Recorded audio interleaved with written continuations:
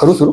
हा सर, माहिती द्या नक्की. आपल्याकडच्या एका घरफोडीचा आपण तपास केलेला आहे. नक्की आरोपीची माहिती द्या आणि काय मुद्देमाल आपण जप्त केला. दिनांक 20 ऑगस्ट 2024 रोजी Jai Sai society room number 104 Kongaon Dharmanivas या ठिकाणी एक घरफोडी चोरी झाली होती आणि सदर घरफोडी चोरीमध्ये एकूण 18 तोळे सोने आणि 2 लाख रुपये कॅश अशी चोरी झाली होती आणि आमच्या कोणगाव पोलिसांना तक्रार आल्यानंतर लागलीच आम्ही गुन्हा दाखल केला होता. CR number 851/2024.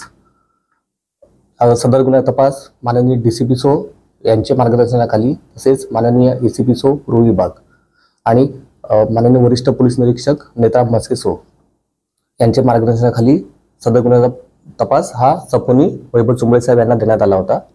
वैभव चुंबळे साहेब आणि त्यांची टीम यांनी अत्यंत शिताफीने सदर गुन्ह्याचा तपास करून सदर गुन्ह्यातील एक आरोपीत इम्तियाज अब्दुल हमीद शेख यास मानखुर्द या ठिकाणाहून अटक केली आणि त्याच्याकडून सदर गुन्ह्यातील चोरीस गेलेला माल हा रिकव्हर करण्यात आलेला आहे. त्या सदर गुन्ह्यामध्ये चोरीस गेलेले सोनं आणि कॅश ही जप्त करण्यात आलेली आहे आणि सदर याचा पुढील तपास सपोनी वैभव चुंबळे साहेब हे करत आहेत. सर, याचा तपास करण्यासाठी आपण वेगवेगळ्या ठिकाणचे 80हून अधिक CCTV तपासले. हो, अगदी बरोबर आहे. मी सपोनी चुंबळे साहेब आणि त्यांच्या टीमने या गुन्ह्यामध्ये खूपच कष्ट घेतलेले आहेत. खूप मेहनत करून त्यांनी त्यासाठी 10 दिवस कालावधी त्यांचा गेला. आरोपीला आम्ही 31 तारखेला अटक केलं होतं आणि सदरचा गुन्हा हा 20 ऑगस्टला घडला होता. त्यांनी सर्व CCTV फुटेज वगैरे पाहून मग सदर गुन्हा उघडकीस आणलेला आहे. या आरोपीवर अजूनही कुठले गुन्हे दाखल आहेत? हो, सदरचा आरोपी हा रेकॉर्डेड गुन्हेगार आहे.